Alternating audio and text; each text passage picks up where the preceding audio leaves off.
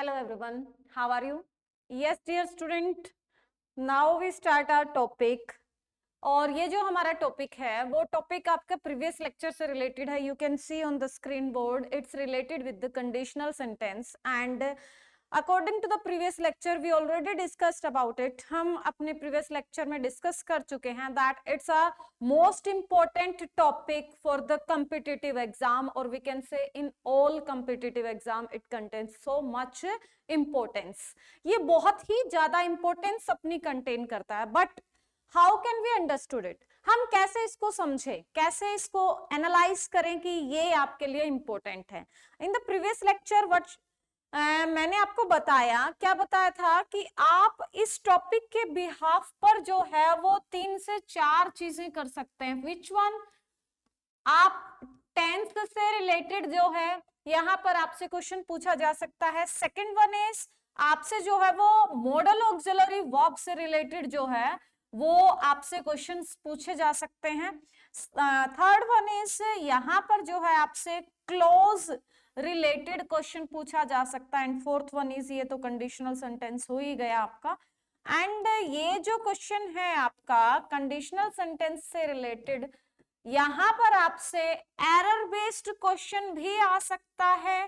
And next जो है हम कहें आपसे फिलअप बेस्ड भी आ सकता है.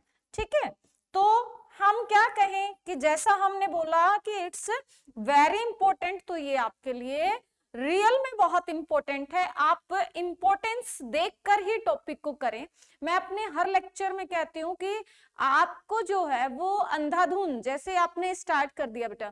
फॉर एग्जाम्पल आपने देखा कोई भी आप सिलेबस उठाते हैं तो सिलेबस में आपको इंग्लिश की जब प्रिपरेशन कर रहे हैं तो ऑलमोस्ट सारे टॉपिक्स देखने को मिलते हैं. सारे टॉपिक्स में आपको नॉलेज होना चाहिए फर्स्ट ऑफ ऑल कि किस टॉपिक की जो कंसिस्टेंसी है वो कितनी है. ठीक है, कंसिस्टेंसी मीन टू से कि वो प्रीवियस एग्जाम में कितना आया हुआ है. ठीक है, और किस मोड में आया हुआ है. अब जिस तरह हमने कहा पार्ट्स ऑफ स्पीच है, तो पार्ट्स ऑफ स्पीच में बेटा 8 टॉपिक हो गए. पार्ट्स ऑफ स्पीच में 8 टॉपिक होने के बाद हमें ये देखना चाहिए कि नाउन पर बेस्ड कैसे क्वेश्चन पूछा जा रहा है. फॉर एग्जांपल अगर अभी एयरफोर्स के एग्जाम चल रहे थे, एयरफोर्स के एग्जाम में मैं कहूं तो नाउन से रिलेटेड आपको जो है वो काइंड्स करने की जरूरत नहीं है. वहां पर कीजिए आप, बट वहां पर फोकस किस चीज का करना है जो स्टूडेंट करते ही नहीं है. और वहां पर 1 नंबर का क्वेश्चन जनरली आप पीवाईक्यूज उठाकर देखेंगे तो मिलेगा आपको किससे रिलेटेड. वो मिलेगा बेटा आपको रिलेटेड कि आप अब्स्ट्रैक्ट नाउन, कॉमन नाउन से अब्स्ट्रैक्ट नाउन कैसे बन रहा है, अब्स्ट्रैक्ट नाउन से कॉमन नाउन कैसे कन्वर्ट हो रहा है, मतलब फॉर्मेशन ऑफ नाउन. ठीक है, तो वो चीज स्टूडेंट्स नेग्लेक्ट कर देते हैं. वो जनरली क्या पढ़ते हैं, वो पढ़ते हैं वहां पर कि नाउन जो है वो कितने टाइप्स के हैं, नंबर जेंडर पढ़ लिया, उन्हें सिंगुलर प्लूरल पढ़ लिया, उन्होंने एरर एंड फिलअप्स कर लिया. बट वो जब एग्जाम में देखते हैं तो इस तरह का कोई क्वेश्चन उन्हें मिलता नहीं है और फिर उन्हें क्या आती है, फिर उन्हें प्रॉब्लम आती है. तो इन्हीं स्मार्ट स्टडी से बेटा एक जो सक्सेस लेने वाला स्टूडेंट है वो अलग हो जाता है. ठीक है, तो आपको भी स्मार्ट स्टडी के साथ चलना है एंड स्मार्ट स्टडी में हम आपके साथ एज यूजुअल हमेशा बने हुए हैं. ठीक है, अब देखो बेटा हमने आपको कंडीशनल सेंटेंस में क्या बताया था. कंडीशनल सेंटेंस में जो स्टूडेंट ऑलरेडी लेक्चर को देख चुके हैं वो ऑलरेडी कनेक्टेड है, बट जो फर्स्ट टाइम देख रहे हैं वो डिस्क्रिप्शन लिस्ट में आपको प्रीवियस लेक्चर का लिंक मिलेगा. एंड हमने इसे बताया था कि ये आपका जो है वो किस पर बेस्ड है, ये आपका बेस्ड है किस पर, क्लोज पर. यहाँ आपके 2 क्लोज होंगे. कौन से क्लोज होंगे? First one is the principal clause and second one is the subordinate clause. Principal clause is known as independent clause. क्या माना जाता है ये आपका independent clause माना जाता है. बट subordinate clause जो है वो आपका क्या माना जाता है, dependent clause माना जाता है. ठीक है, तो ये जो मेजर डिफरेंस है यहां पर आपको इन दोनों चीजों को जस्टिफाई करना है.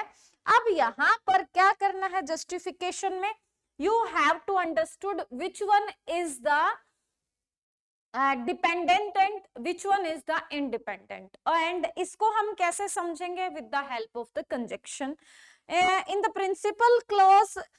It never take any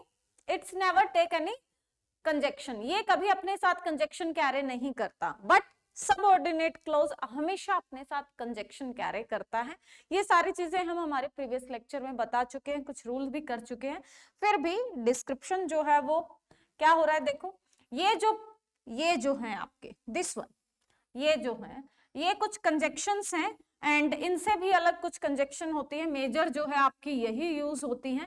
and NDA के अभी 2023 में भी यहाँ से क्वेश्चन आया हुआ था आपका, सितंबर 2023 में रिसेंटली आप क्वेश्चन देख सकते हैं. एंड एयरफोर्स के एग्जाम हुए हैं, उनमें यहाँ से क्वेश्चन आया है. एंड एसएससी के यहाँ पर जो है क्वेश्चन हमें देखने को मिला है. तो अब हमने जो बेसिक रूल किए थे, इसके रूल नंबर 1 में हमने आपको बताया था कि आपको 3 चीजें यहाँ पर ध्यान रखनी है. क्या ध्यान रखनी है? इफ प्लस v1 को ध्यान रखना है, इफ प्लस v2 को ध्यान रखना है, and if plus had plus v3 को. ठीक है, ये 3 चीजें जो हैं आपको ध्यान रखनी है. ठीक है, एंड इफ प्लस v1 है तो हमें क्या कैरे करना बेटा? अपोजिट साइड में will, shall, can and may. Always use V1 with them. V2 के साथ will change into would, can change into could, shall change into should, and may change into might. And again, always use V1 with them. And if plus had plus V3, how can we use it? Would have plus v3 same रहेगा. Would have plus v3, could have plus v3, should have plus v3 and might have plus v3. Clear?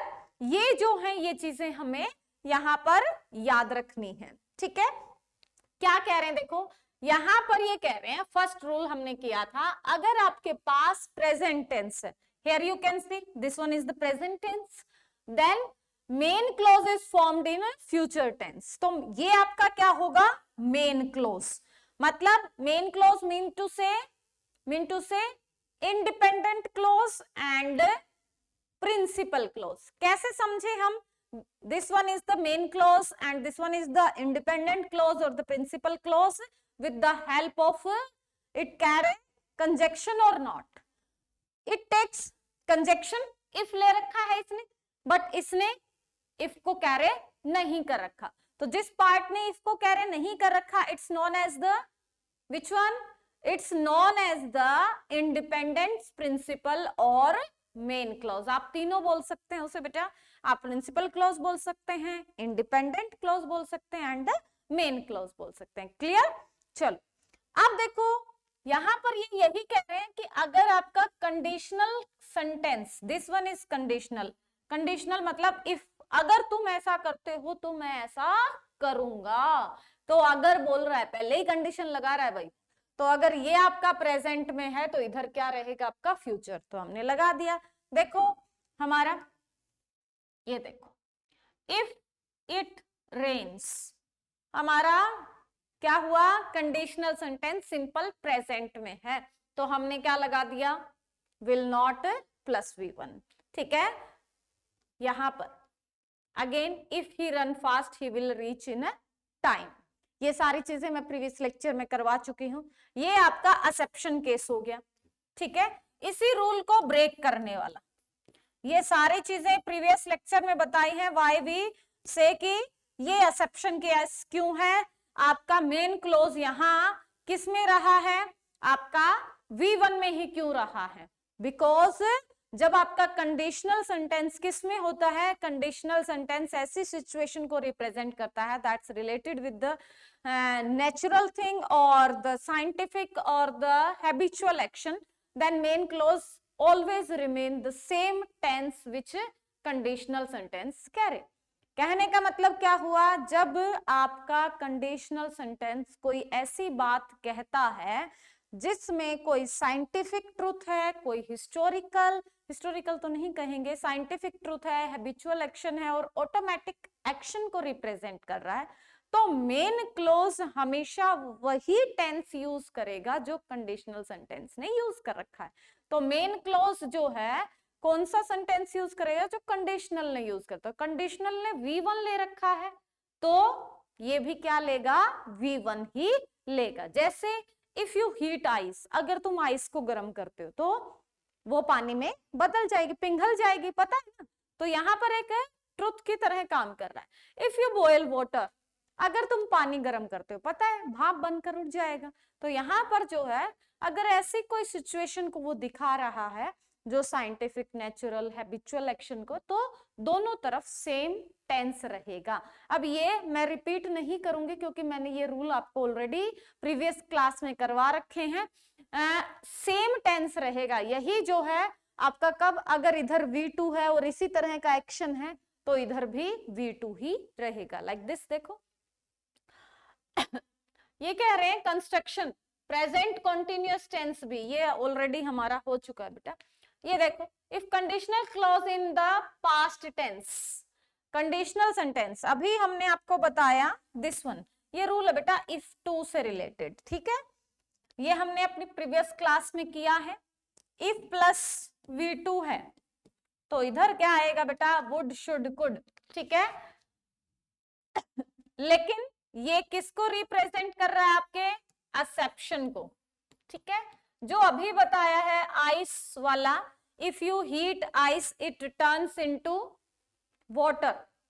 Same देखो, ये कह रहे हैं अगर past tense में है तो मेन क्लोज भी पास्ट टेंस में होगा जब आपका main clause automatically take place if the conditional mention is fulfilled. मतलब अगर फर्स्ट एक्शन जो बता रहा है तो सेकंड एक्शन का अपने आप आइडिया हो जाए तो आप दोनों तरफ सेम टेंस करेंगे, ठीक है। देखो, if there was scarcity of milk, अगर कमी हो जाती है दूध की, किसी भी चीज की अगर कमी हो जाती है तो उसकी कीमतें जो है वो क्या हो जाती हैं, बढ़ जाती हैं।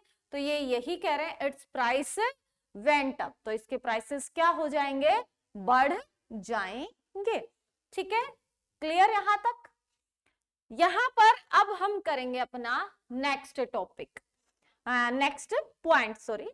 यहां पर वो क्या कह रहा है, if conditional clause in past perfect tense, past perfect means had plus V3, क्या है, the structure of the whole sentence will be full.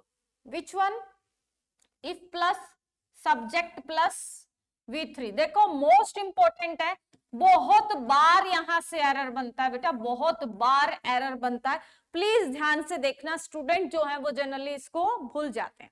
देखो वो कह रहे हैं if plus subject plus head plus, यहां पर बेटा हैव मिस है, वुड हैव प्लस V3 आएगा, ठीक है बेटा।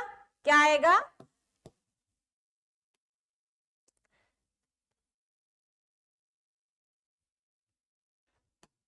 यहां पर आप यूज करोगे इसकी जगह have then V3 and important है ये, इसको हाईलाइट करके रखेंगे आप, ठीक है। अब देखो इधर इन्होंने हैड को पहले ले लिया, लाइक इंटेरोगेटिव सेंटेंस की तरह, had then subject then V1, तो भी आपका पार्ट क्या रहेगा, सेम। बट जब हम हेल्पिंग वर्ब को स्टार्ट करते हैं, मीन टू से सब्जेक्ट से पहले करते हैं, तो जनरली हमें क्या मिलता है, हमें क्वेश्चन मार्क मिलता है। It's the structure of the interrogative sentence, but here is a little twist in this point. In the conditional sentence, if we put had before the subject, it's not necessary that we use question mark in the sentence, ठीक है। तो ये कोई necessary नहीं है कि हम question mark को जो है वो सेंटेंस में मेंशन करेंगे। देखिए बेटा क्या कह रहा है यहाँ पर, if he had come to me I would have helped him, ठीक है। If plus had plus third form, अब कम फर्स्ट फॉर्म नहीं है बेटा, ध्यान रखना। हैड के बाद हैज, हैव, हैड के बाद हमेशा हमेशा हमेशा थर्ड फॉर्म ही आती है। तो कम, केम, कम, ठीक है, चलो भाई, तो यहां पर क्या आया, come, if he had come to me I would have helped him, तो वुड हैव प्लस वर्ब की थर्ड फॉर्म आ गई, ठीक है। फिर देखो, if she had invited me, अगर वो मुझे इनवाइट करती, आई वुड हैव, आई है this one, I would have attended the function, ठीक है।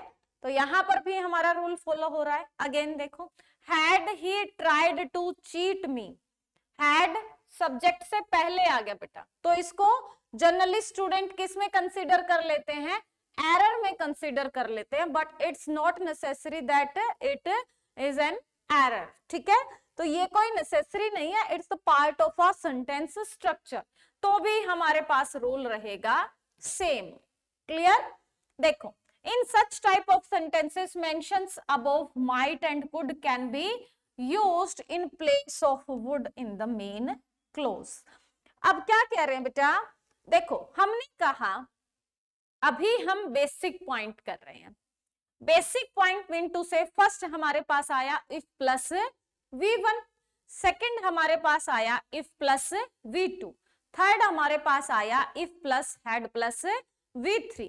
अब बेटा क्या आ रहा है हमारे पास, अब हमारे पास आ रहा है कि हम जो है यहां पर हमने दूसरी तरफ मेन क्लोज में विल शैल कैन में लगाया, जितने भी एग्जाम्पल किए हमने यूज किया किसको, विल को, शैल को, कैन को, मे को, बट यहां पर हमारे पास जो मेजर पॉइंट नोट करने वाला है, जहां से हम कहें कि एनडीए के लिए, सीडीएस के लिए, सीजीएल के लिए क्वेश्चंस आ सकते हैं, वहां पर क्या होगा कि आपसे क्वेश्चन में वो पूछ सकता है where you have to use will shall can may, what's the difference between will shall can may, कहां पर विल को यूज करना है, कहां पर शैल को, तो वो लास्ट में बताऊंगी। यहाँ थोड़ा सा हमने एक बार बच्चों को बताने के लिए, वो क्या कह रहे हैं बेटा, इन सेंटेंसेस में वुड की जगह माइट एंड कुड भी यूज किया जा सकता है। कब, कुड हम किसके लिए यूज करते हैं बेटा, हमारी एबिलिटी के लिए, एंड माइट को हम किसके लिए यूज करते हैं, पॉसिबिलिटी के लिए, एंड वुड को जनरली कहाँ यूज करते हैं हम, इमेजिनरी सेंटेंसेस के लिए या फिर हमारे विश और डिजायर के लिए। तो देखो, if we had found her earlier, अगर हम उसे पहले मिल गए होते, we could have saved her life, तो हम उसे उसकी जिंदगी बचा सकते थे, ठीक है। तो यहाँ पर जो है वो एबिलिटी बता रहे हैं कि हम उसकी लाइफ को सेव कर सकते थे, इतनी एबिलिटी उनमें थी। If we had searched earlier we might have saved her life, यहाँ वो अपनी क्या पॉसिबिलिटी, शायद हम बचा पाते, ठीक है। सेम सेंटेंस है बट माइट को यूज करते ही यहाँ पर क्या आ गया, सेंस चेंज हो गए, अगर हम उसे पहले ढूंढ लेते तो शायद हम उसकी जिंदगी बचा पाते, और वहां पर वो पॉसिबिलिटी एबिलिटी के हम उसकी लाइफ बचा सकते थे, ठीक है। तो यहाँ पर ये हमारे बेसिक रूल। फिर कहते हैं कंडीशनल सेंटेंस में इफ प्लस शुड जो अगर आ जाए, अभी तक हमने क्या किया बेटा, हमने पढ़ा कि इफ के साथ V1 है, इफ के साथ V2 है, या फिर इफ के साथ हैड प्लस V3 है। हमने ये नहीं देखा कि इफ के साथ जो है वो क्या आ सकता है, शुड भी आ सकता है, मतलब कंडीशनल सेंटेंस में भी आपका मतलब डिपेंडेंट क्लोज जो है वो भी आपके शुड कैरे कर सकता है। देखिए, बिल्कुल वही रूल बताएंगे जो बिल्कुल एक्सेप्शन है, जो आपने बुक्स में बहुत रेयर देखे होंगे, और जहां से अगर आप बहुत अच्छे लेवल का एग्जाम देने वाले हैं तो डायरेक्टली वहां से क्वेश्चंस आने वाले हैं। देखो, if you should have an difficulty in getting newspaper ring at this number, ये कह रहे हैं अगर आपका कंडीशनल सेंटेंस ये फॉर्मेशन में है, सॉरी, अगर तुम्हें कोई भी डिफिकल्टी होती है newspaper ring at this number, तो दूसरी तरफ बेटा हम क्या यूज करेंगे, यहां पर हम मेन क्लोज में V1 को यूज करेंगे। If these packet should arrive in damaged condition please inform the company. क्या कहता है हमारा रूल, यहां पर हमारा रूल कह रहा है कि अगर आपको कंडीशनल सेंटेंस में क्या मिलता है, शुड प्लस V1 मिलता है तो आपको मेन क्लोज में V1 रखना है, आपको वहां पर विल शैल कैन में के साथ नहीं जाना है। Then the conditional sentence rank an imaginary condition. ये आपका एनडीए के सितंबर के पीवाईक्यूज का क्वेश्चन है भाई, ये दिस वन। ये जो रूल था आपका सितंबर एनडीए में आपके इसी रूल से बेस्ड क्वेश्चन आया हुआ था। देखो क्या होता है, ये पॉइंट हमारे लिए कैसे, देखो अब हमने जो रूल किया है वो क्या किया है, इफ प्लस V2 का रूल किया है। किस चीज का रूल किया है, इफ प्लस V2 का रूल किया है। एंड इफ प्लस V2 के रूल में हमने क्या किया कि हमारे पास इधर क्या यूज होगा, वुड, शुड, कुड, माइट और उसके साथ V1। वो हमें क्या देगा, ही, और यहां पर अगर फिलअप में देता है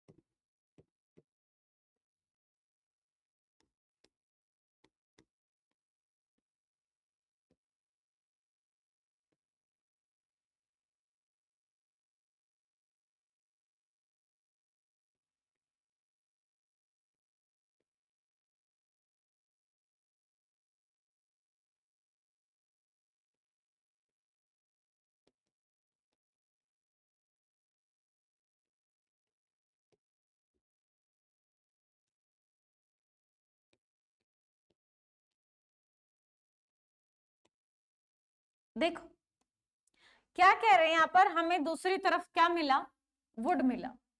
हमने अभी कहा कि वुड वाले में हम किसको यूज कर सकते हैं, कुड को यूज कर सकते हैं, माइट को यूज कर सकते हैं। माइट हमारा किस चीज को यूज करेगा, पॉसिबिलिटी को। एंड कुड जो है वो हमारा किस चीज को शो करेगा, कुड हमारा शो करेगा हमारी एबिलिटी को। ठीक है भाई, यही चीज है। तो ये क्या कह रहे हैं यहाँ पर कि आपको क्या डिफरेंशिएशन यहाँ पर दिख रहा है, यहाँ पर बी की फॉर्म लगी है। अगर आपके पास बी की फॉर्म है तो सिर्फ आपको क्या फिल करना है, you have to fill only were. सिर्फ और सिर्फ आपको वर फिल करना है और कुछ फिल नहीं करना है, what ever the subject will be. Subject आपका सिंगुलर है, प्लूरल है, आपको कोई मतलब नहीं होना चाहिए। अपोजिट साइड में देखिए आप, अगर वहां पर वुड प्लस V1 दिया है तो यहाँ पर आपको बी की फॉर्म में क्या भरना पड़ेगा, आपको बी की फॉर्म में जो है वो वर्क को ही फिल करना पड़ेगा। इसका मेजर जो रीजन है वो ये है कि ये किस पर बेस्ड है, आपका इमेजिनरी सेंटेंसेस पर बेस्ड है। किस पर बेस्ड है, इमेजिनरी सेंटेंसेस पर बेस्ड है। और जब इमेजिनरी सेंटेंसेस आते हैं तो वो चीजें दिखाते हैं, अनफुलफिल्ड डिजायर्स को दिखाते हैं जो आपकी कंप्लीट नहीं हो सकती। ये जो रूल है हमारा, ये हमें यही बता रहा है, देखिए कि the conditional sentence rank an imaginary condition are formed in the following. If I were you, I ने अपने साथ क्या ले लिया, वर ले लिया, आई वुड फॉरगिव हिम। अगर मैं तुम्हारी जगह होता तो मैं तुम्हें माफ कर देता। ठीक है, if I were you I would punish him. और अगर मैं तुम्हारी जगह होता तो मैं उसे क्या करता, पनिश करता। मतलब वो उसकी जगह नहीं हो सकता, इट जस्ट अनफुलफिल्ड डिजायर और एन इमेजिनरी कंडीशन। और यहां से जो अब की बार एनडीए में एरर आया था वो क्या एरर था कि इधर जो है वर दिया हुआ था, बट इधर जो है वो वुड को मेंशन ना करके उन्होंने विल को मेंशन कर रखा था, और वो हमारा एरर में काउंट हो गया था कि अगर हमारे पास दूसरी तरफ V2 है और वर है तो यहाँ पर जो है वो विल। लेकिन कुछ स्टूडेंट्स ने ऑनलाइन भी जो है हमारे पास डाउट आया था कि कुछ स्टूडेंट्स ने इसमें मिस्टेक कर रखी थी। क्या मिस्टेक कर रखी थी कि उन्हें लगा कि ही के साथ या हाँ सब्जेक्ट ही था वहां पर, आई थिंक जहां तक मुझे याद है, और सिंगुलर के साथ वर यूज नहीं हो सकता। But it was blunder mistake you can say. Blunder mistake थी, क्योंकि कंडीशनल सेंटेंस हमें जो है वो 10th में भी हमें सिखाए जाते हैं टेंसेस में, बट वही है कि स्टूडेंट जो है कभी ग्रामर को या रूल्स को इतना सीरियसली लेते ही नहीं है, गैस वर्क चलता है उनका, एंड वो सिर्फ और सिर्फ गैस वर्क पर ही रह जाते हैं। स्मार्ट स्टडी के बिना कभी आप सक्सेस नहीं ले सकते, इसीलिए जो है सक्सेस करने वाले या सक्सेस को अचीव करने वाले जो स्टूडेंट होते हैं ना, उनका स्ट्रेटजी प्लान अलग ही होता है, उनका स्ट्रेटजी अलग ही होता है कि वो किसी भी पॉइंट को वीक नहीं छोड़ते हैं। ऐसा नहीं है कि कोई भी बुक आई, कोई भी नोट्स उठाया, कुछ भी किया, और जो मतलब कई कई स्टूडेंट्स की तो इतनी बुरी आदत होती है कि कहीं से भी कितनी भी बुक्स इकट्ठी कर लो, वहीं से ये भी ले लूं, ये भी ले लूं, ये भी ले लूं, ये भी ले लूं, और पढ़ना उनमें से कुछ नहीं। बेटा नोट बुक्स मटेरियल आप इकट्ठा कीजिए, बट वो कंटेंट आपके लिए इंपॉर्टेंट है या नहीं, आप जिस एग्जाम के प्रिपरेशन कर रहे हैं वो आपको आपके टारगेट तक लेकर जाएगा या नहीं। और जितनी ज्यादा बुक्स या जितना ज्यादा मटेरियल आप इकट्ठा करेंगे उतना कंफ्यूजिंग होगा। ये देखिए दी बेस्ट उनमें से किस बुक में, और उसको पढ़िए एंड देन उसकी प्रैक्टिस कीजिए, एंड जितना आप रिवीजन करेंगे, जितने आपके डाउट्स आएंगे, उतना उस टॉपिक में आप स्ट्रोंग हो पाएंगे। क्योंकि आप कोई भी टॉपिक करते हैं तो टॉपिक में से तो एक ही क्वेश्चन आएगा, एंड वो क्वेश्चन क्या पता किस रूल पर बेस्ड आ जाए। इसलिए जितनी प्रैक्टिस करेंगे उतने आप रूल से फैमिलियर होते जाएंगे। ठीक है, मैथ्स की तरह ही है बेटा इंग्लिश भी, बिल्कुल जितने आप मैथ्स के सम निकाल लेंगे सेम आपका यहाँ पर प्रॉब्लम सोल्व होती जाएगी। तो ये यही है बेटा कि स्टूडेंट जो है इस रूल को उन्होंने याद कर लिया, if plus v1, if plus v2, if plus v3। अब वो ना तो ये पढ़ पाए कि इफ प्लस v1 के साथ इफ प्लस v1 भी आ जाता है, इफ प्लस v2 के साथ v2 भी आ जाता है। उन्होंने पढ़ लिया if plus had plus v3, उन्होंने ये नहीं देखा कि हैड जो है वो सब्जेक्ट से पहले भी आ जाता है। वो देखते हैं कि हैड सब्जेक्ट से पहले है और क्वेश्चन मार्क नहीं है तो एरर में इंक्लूड हो गया, तो उन्होंने ये चीजें भी नहीं की, यहाँ पर मिस्टेक कर दी। फिर जो है फोर्थ मिस्टेक वो कहाँ कर रहे हैं, वो जो है वो इन रूल्स को कि कॉन्टिन्यूअस टेंस भी आ जाता है, कहाँ पर कुड माइट यूज होगा, कहाँ पर हम विल को यूज नहीं कर सकते, या कहाँ कंडीशनल सेंटेंस शुड ले सकता है। और ये सारी चीजें करवाने की गारंटी हमारी है कि हम आपको वो सारे कंटेंट्स प्रोवाइड करवाएंगे जो आपके लिए दी बेस्ट होने वाले हैं, जो आपके पॉइंट ऑफ व्यू से, जो आपके एग्जाम के पॉइंट ऑफ व्यू से आपको सिर्फ और सिर्फ सक्सेस दिलाएंगे। और जब आप उन रूल्स को बुक में देखेंगे और एग्जाम सेंटर में देखेंगे तो आप यही कहेंगे कि अरे ये तो हमने वहां पढ़े थे। यस, चलिए सम अप करते हैं इसको। देखिए बेटा हमारे पास जो है इसका नेक्स्ट रूल क्या कहता है, the conditional close having unless और अनटिल डोंट टेक नोट। आपको हमेशा से ही पता है बेटा कि अनटिल और अनलेस से अगर आपका कंडीशनल सेंटेंस स्टार्ट हो रहा है तो ये खुद नेगेटिव वर्ड हैं, और इनके साथ नोट जो है वो क्या माना जाता है, ओमिट माना जाता है। आप इनके साथ नोट को कंसीडर नहीं कर सकते। Like until he comes back you will wait for him, जब तक वो नहीं आता तब तक तुम्हें उसका इंतजार करना होगा। unless he works hard he will not succeed, जब तक वो मेहनत नहीं करता तब तक सक्सेस नहीं मिलेगी।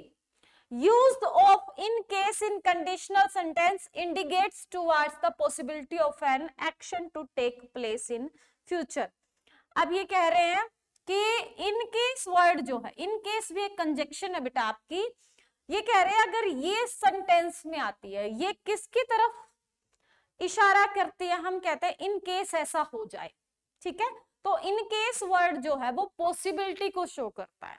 ठीक है, कि टुवार्ड्स पॉसिबिलिटी की हो सकता है ऐसा हो, कुड की सेंस में। तो ये इफ की तरह जो है वो कंडीशन नहीं, ये टुवार्ड्स पॉसिबिलिटी को मतलब आने वाली पॉसिबिलिटी को शो करता है। Inform me in case you need more money. Inform me, मुझे इन्फॉर्म कर देना, इन केस अगर यू नीड मोर मनी, अगर तुम्हें और पैसों की जरूरत पड़े तो। ठीक है, in case he comes here ring my doorbell, अगर वो आता है तो। ठीक है, मतलब उसके आने की क्या है पॉसिबिलिटी है, ring my doorbell. Sense क्या आ रही है बेटा, अगर की आ रही है, बट इन केस का मतलब क्या है, towards possibility in the future action, मतलब फ्यूचर में जो एक्शन होने वाला है उसकी पॉसिबिलिटी की तरफ वो इशारा करता है। मतलब उसे पता है कि उसने मनी दे दिया है उसको and it's enough money, but अगर रिक्वायरमेंट हुई तो वो उसे और भी दे सकता है। नेक्स्ट देखो, so long in conditional sentence is used in following ways. You can stay here so long the owner is out of station. अब ये कह रहे हैं so long का क्या मतलब है, ये कह रहे हैं ये अलग अलग तरीके से हम यूज कर सकते हैं। You can stay here so long the owner is out of station. तब तक, ठीक है, जब तक मालिक घर से बाहर है तब तक तुम यहाँ रुक सकते हो। So long I am here, जब तक, यहाँ तब तक और यहाँ जब तक, जब तक मैं हूं I will assist in your work, मैं तुम्हारे वर्क में असिस्ट करूंगा। क्लियर, देखो द वर्ड प्रोवाइडेड, अब बहुत सारे स्टूडेंट को इन केस का मतलब नहीं पता, बहुत सारे स्टूडेंट को सो लॉन्ग का मतलब नहीं पता। And provided means it used in the conditional sentence are as full on condition, इसका मतलब I shall attend the meeting provided he also attends, on condition, शर्त पर, अगर वो अटेंड करता है तो ही मैं मीटिंग को अटेंड करूंगा। Provided you favour us we shall support you, अगर तुम हमारा फेवर करते हो तो हम तुम्हें सपोर्ट करेंगे। I can pay rent provided you favour us, अगर तुम फेवर करते तो मैं रेंट पे कर सकता, मैं रेंट पे कर सकता हूं अगर तुम फेवर करते हो तो।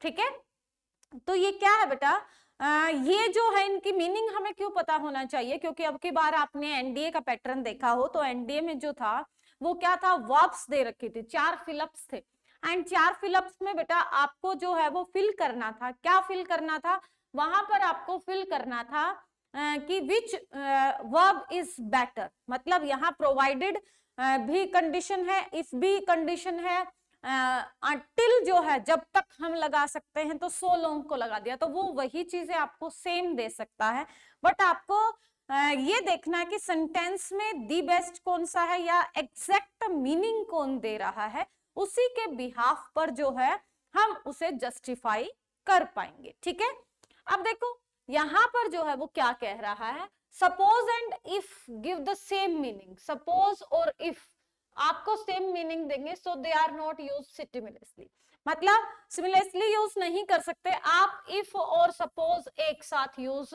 नहीं कर सकते। एक ही सेंटेंस में अगर ये आ गई तो इट मीन्स वो क्या हो गया, आपका एरर है। ये भी आपके पीवाईक्यूज के एनटीए में है, मैं दिखा दूंगी आपको। Suppose monkey comes here what will you do, suppose करो अगर मंकी आ जाते हैं तो तुम क्या करोगे, monkey comes here what will you do. But for क्या दिखाता है, in conditional sentence the phrase but for means if it had not happened, अगर ये ना हुआ तो। ठीक है, but for your help sorry I would have been ruined, but for your company she would have been bored। क्या कह रहे हैं, if your company, but for if your company had not happened he would have been bored, वो अगर तुम्हारा साथ उसे ना मिला तो वो बोर हो जाएगा। but for the flood, अगर ना आते I would have arrived here yesterday, अगर बाढ़ ना आई होती तो क्या होता, क्या होता, वो यहाँ पर कल पहुंच चुका होता, अगर तुम्हारी हेल्प नहीं मिलती तो मैं बर्बाद हो चुका होता। तो बट फोर का मतलब क्या है, अगर ऐसा ना हुआ होता तो। ठीक है, अब बट फोर से कोई भी बच्चा आइडिया ही नहीं लगा सकता कि इसका मीनिंग ये हो सकता है, और ये चीजें आपको मिलेंगी कहां पर, सिर्फ और सिर्फ एग्जाम हट पर। देखिए आज का अगर मैं समअप करूं तो मैंने आपको इफ प्लस V1 बताया है, इफ प्लस V2 बताया है, if plus head plus V3 बताया है। फिर हमने किया कहां पर दोनों इफ प्लस V1 आ सकता है, कहां पर इफ प्लस V2 दोनों तरफ आ सकता है। If plus head plus V3 में हमने कहा कि कहां पर हेड से भी सेंटेंस स्टार्ट हो सकता है विदाउट कैरिंग क्वेश्चन मार्क।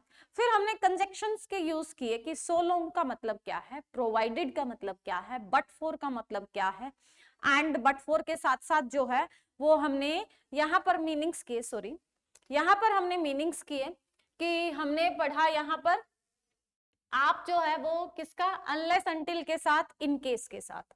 तो ये कुछ हमारे पास क्या थे, इनके बेसिक रूल थे। कल एक्सेप्शंस के कुछ रूल लेकर आऊंगी एंड हम एरर एंड फिलअप्स की यहाँ प्रैक्टिस करेंगे एंड उसके बाद हम PYQs सीरीज करेंगे।